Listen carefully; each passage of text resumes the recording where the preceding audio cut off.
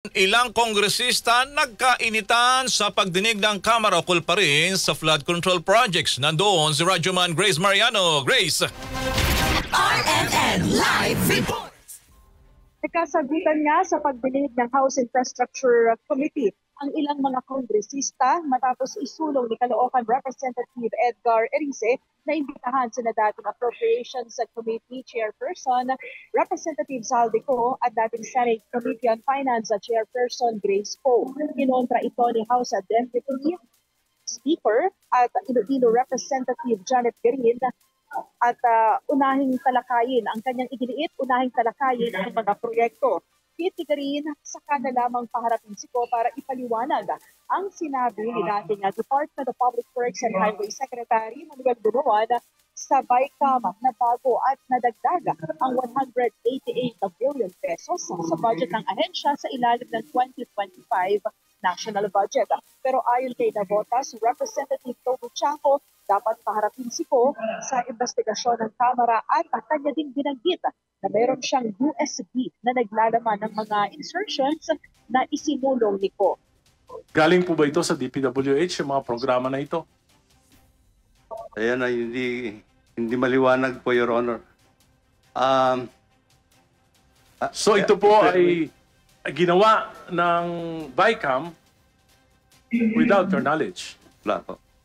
Here is the USB. Sinasabi, paano nagkaroon ng insertion?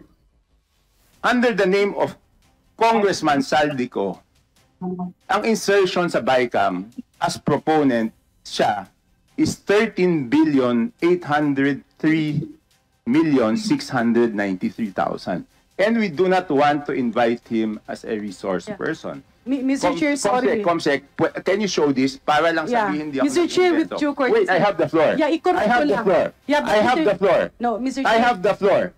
Yeah, just to on the I have the record, floor. on the record, Mr. I have the floor. We did not refuse to I have the floor. Bahagya ding nagkaroon ng tensyon sa pagitan naman ni Representative Garin at sa DIPA Party List Representative Henry Marcoleta. Ipinunto kasi ni Marcoleta na inuulit lamang ni Congresswoman Garin ang mga tanong ni Representative Erice kay Bunuan, bagay na ikinairita ni Garin kaya umapela siya ng respeto sa mga kasamahang mambabatas. Nabanggit na po ni Secretary Bunuan yung tanong po ni Congresswoman Garin sa pagtatanong po ni Congressman Erice. This is just a duplication of the question propounded by Congressman Erice. But I think we have to give her the honor of asking the questions. Even if it's a repetition of what was asked Mr. Chair, earlier. what rule did my question violate? May I appeal to our colleagues? Magrespetuhan tayo. Kung tiyempo nyo naman, pwede kayong magtanong. I gave that preliminary question because I'm moving to the next question. This is a point of order po. What law did I violate in asking a question, Mr. Chair? Hindi na po ba ako pwedeng magtanong? Kailangan ba yung tanong ko, ipaalam ko kay Congressman Marcoleta? Binanggit ko na po na natanong na po kasi ni Congressman Erice. Yan po ang ilan sa mga eksena sa isinasagawang pagdinig ngayon ng House Infrastructure Committee ukol sa maanumalya at palpak ng mga flood control projects. Kasama mo sa DCXL RMN Manila, Radyoman Grace Mariano, Tatak RMN.